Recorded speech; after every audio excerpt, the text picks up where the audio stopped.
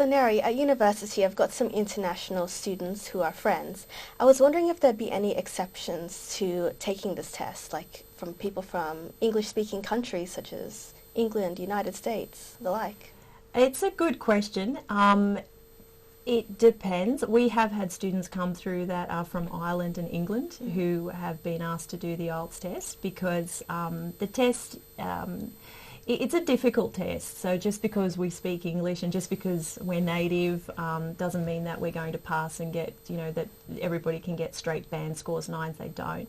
So some people from overseas are illiterate or have low literacy skills, and so the test is sorting that out because it is a health and safety issue if they go into the workforce and they haven't got competent English skills, but it would be case by case with your friends. Yeah. In migration law, there is an exemption for passport holders of certain countries, as Neri explained, passport holders of United Kingdom, USA, Canada, New Zealand and the Republic of Ireland.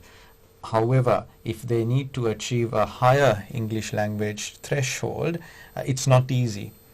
Despite that person being a native English language speaker, for example, if they need to achieve the academic level or 7 each in each component, you need some sort of an ability or training or practice, whatever, to achieve that level. Having said that, I'll just caution, you have to be very careful in deciding whether just because you're a passport holder that you are automatically exempted.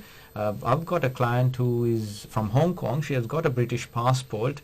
Unfortunately, the advice she has received is not a proper advice, so she applied having shown the British passport, but because of the way the law is interpreted, it does not fall within the exemption if we dig deeper into law. So her application was actually refused, but it's a different story. But coming back to the point, it's quite important that you get yourself prepared to higher English language threshold. That's really interesting. I'd like to know more about the scores, though, and how efficient these tests are, because there's a lot of criticism, I guess, about whether it is efficient in gauging someone's proficiency for English. Nerada, what do you think about that? I do think it's one of the best testing systems available, and I think it really does set the benchmark for other testing systems. I think where the problem comes is that it is subjective to a certain extent, but that change in scores is marginal. So when someone does come from an 8.5 to a 5.5, which does happen in writing and speaking, which is marked with the human, with the person has to actually mark it, that can be, usually it comes from what I've identified as perhaps they're off task. So their grammar doesn't go down that low in a week or 3 weeks, whatever they've done the first test and then they sit the next one. It's probably usually 3 weeks in between because it takes 3 weeks for the results to come out. Right. So their grammar doesn't decrease that quickly. Their vocabulary is not going to decrease that quickly. The only thing that I could really put my money on is that it has, they've misread the question, and when you misread the question, you're severely punished under the marking system. So what would you, I guess, recommend or give tips on to resolve those issues for people doing the test? Tips would be quite good. Useful. I wish I had the minute answer.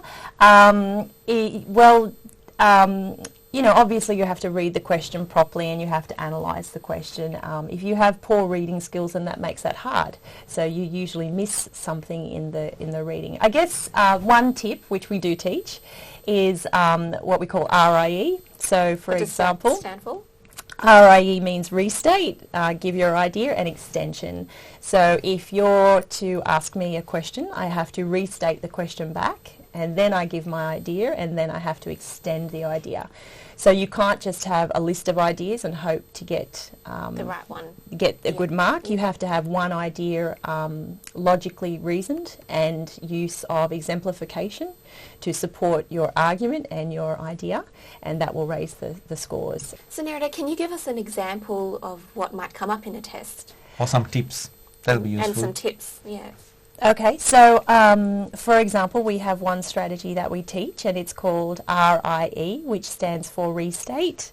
idea and extension. So to get higher band scores, you do have to be able to argue a point with logical reasoning and exemplification, which is different to actually just listing ideas. So to order get in the high band scores, you need to do that. So the way RIE works is that it assists students under test conditions to control their nerves, because they do have a system that's going to help them through the test. So the question might be, what are the advantages of technology? And the student has to restate that question. So they say, there's many advantages of technology. So that's the restate. Then they give their idea, but the most important one is, but the most effective one is that it saves time. It's time efficient. And then they have to extend it. So then they say, for example, many years ago we used to write letters, which used to take at least 20 minutes, but now at the click of a button we can send off an email and it takes a matter of seconds. Oh, I see what you mean. So the restating is not actually getting scores. But when you're forced to restate the question back, you're forced to listen to the question more carefully and stay on topic. And as we were talking about dropping from 8.5 to 5.5, if you start talking about something completely random, that's when, as much as the examiner might like you and think you're a great person and you speak well, they are under strict obligation to not give you that score, because they have a grid that they have to tick.